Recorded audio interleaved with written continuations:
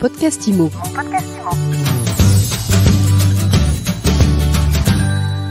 Bonjour et bienvenue dans ce nouvel épisode de mon podcast IMO. Je suis à Franchise Expo Porte de Versailles avec Federico Marquez, directeur général de MySésame. Bonjour. Bonjour Ariane. C'est quoi MySésame ? La promesse, c'est que vous vous présentez comme une société d'assistance personnelle Habitat. Exactement. MySésame, c'est une assistance qui était effectivement une assistance personnelle Habitat qui est devenue une assistance immobilière. Assistance immobilière parce qu'en fait, MySésame a vocation à décharger les propriétaires de l'intendance globale de leurs biens. Et donc les propriétaires immobiliers, occupants, ce qui veut dire qu'on a à la fois des résidences principales, des résidences secondaires, les résidences hybrides qui sont un peu apparues à travers la période du Covid, et puis également les locaux professionnels. Donc je suis propriétaire d'un appartement par exemple que je mets en location, c'est ça le profil type de vos clients ? C'est plutôt le propriétaire occupant, donc c'est plutôt quelqu'un qui va effectivement garder pour son usage personnel. Alors j'ai un appartement dont je suis propriétaire, je fais appel à vous, pourquoi ? Alors on fait appel à MySésame pour se décharger effectivement de toutes les contraintes qui peuvent être autour de la gestion, l'intendance du bien.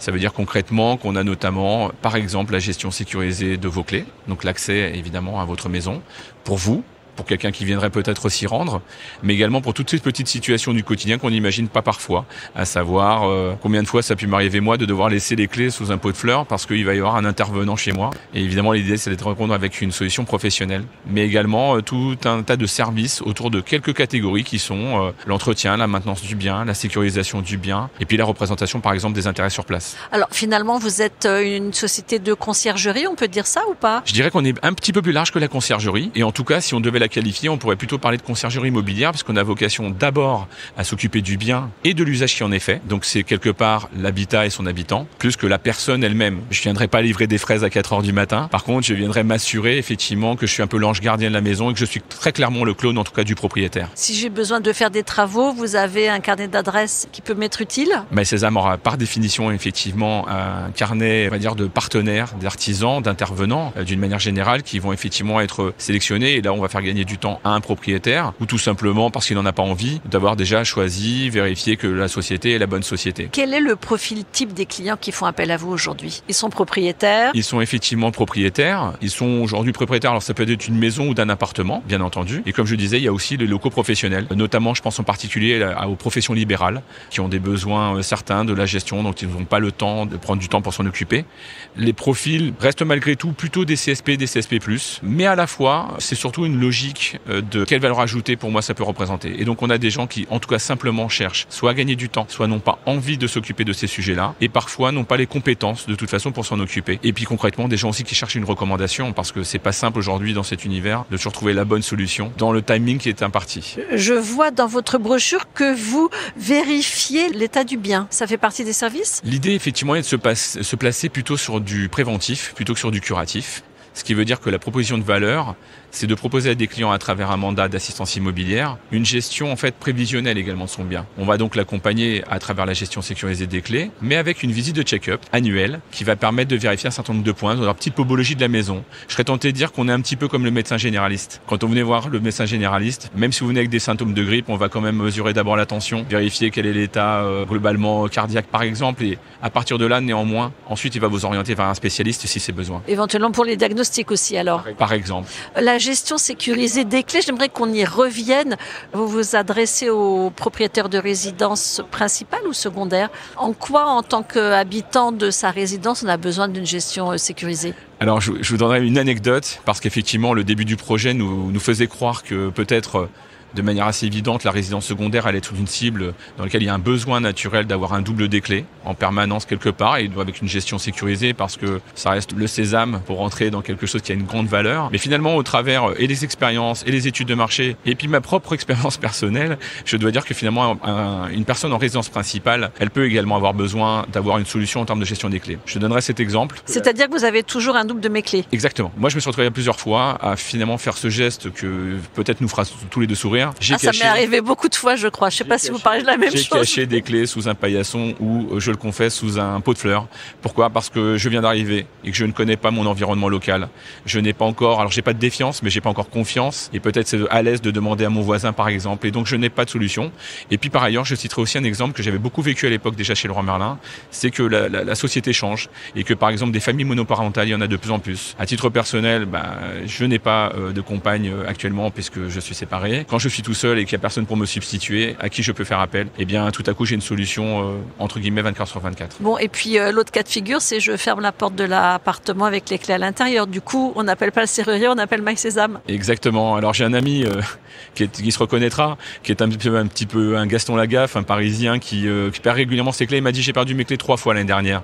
Et 3 interventions de serrurier étaient en train de me dire que pour 1 euro par jour, j'en aurais eu pour moins cher que l'intervention d'une fois le serrurier à Paris. Oui, alors ça me parle vraiment comme histoire.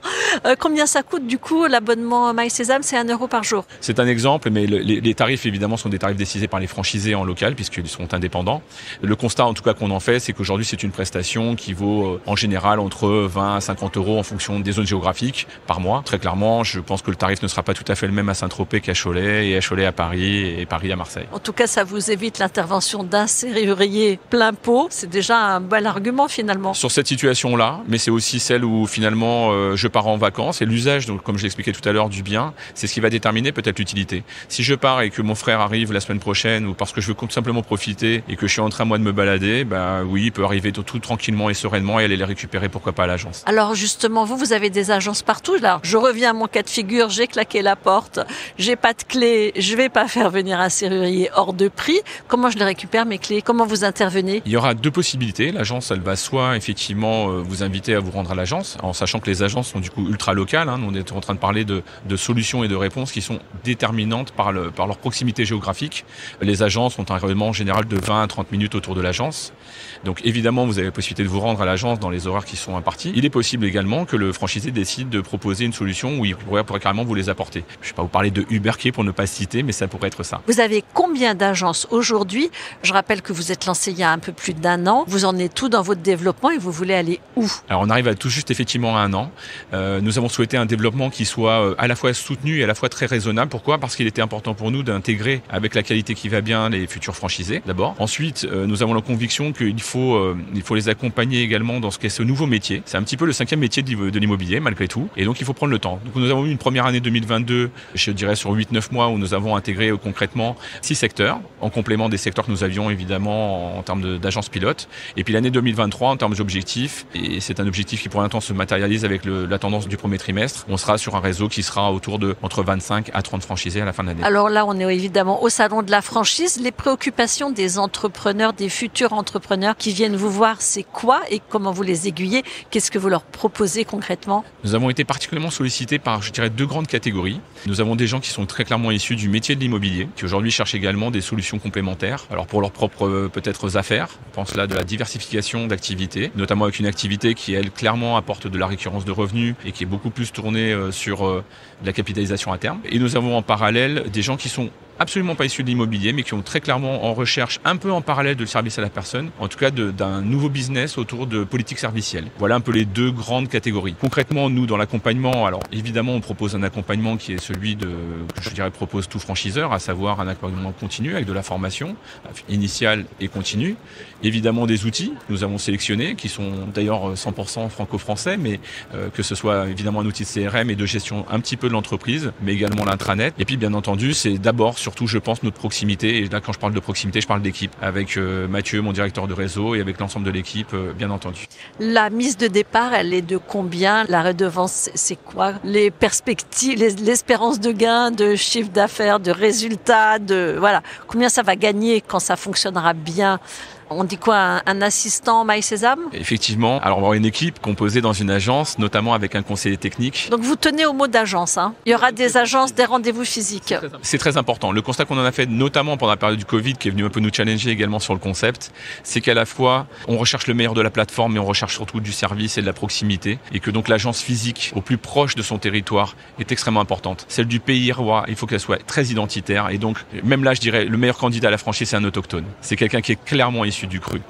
Pour répondre à votre question, aujourd'hui le droit d'entrée il est un tout petit peu variable en fonction des secteurs. Pourquoi ? Parce que pour rester le plus proche du concept, nous n'avons pas fait un découpage, je dirais, régulier, homogène, mais un découpage qui est en lien avec la proximité géographique. Il se peut qu'il y ait un territoire qui ait un potentiel de 700 000, il se peut qu'il y ait un territoire qui ait un potentiel d'1,2 million, et donc les droits d'entrée varient aujourd'hui entre 30 000 à 50 000 euros. Une redevance qui est aujourd'hui à hauteur de 6%, plus le 1% de participation publicitaire. On est sur des choses qui sont accessibles, dans lesquelles en complément, il n'y a pas un très gros investissement, notamment parce que toute cette partie foncière, l'agence est une agence qui doit être surtout un point logistique. On n'a donc pas besoin d'un emplacement premium, on a besoin surtout d'un accès. Et donc ça permet d'avoir des investissements qui sont relativement moins importants que dans certains autres cas de figure. À terme, on peut arriver sur des honoraires, je dirais une gestion d'un certain nombre de lots, puisque ce sont des lots finalement de propriétaires. Je pense entre 400 à 500 lots, avec des honoraires moyens qui sont entre 500 et 1000 euros. On est sur des unités qui font en moyenne aujourd'hui 700 000 euros à terme, dans lesquelles au bout de 2 ans, vous pouvez très sincèrement imaginer d'être à 150 000, 200 000 euros sans aucun problème.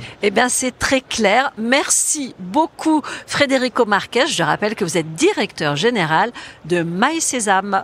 Merci Ariane, excellente journée. Et je vous dis à très vite pour un nouvel épisode de mon podcast IMO à écouter tous les jours sur MySuite IMO et sur toutes les plateformes. Mon podcast IMO. Mon podcast IMO.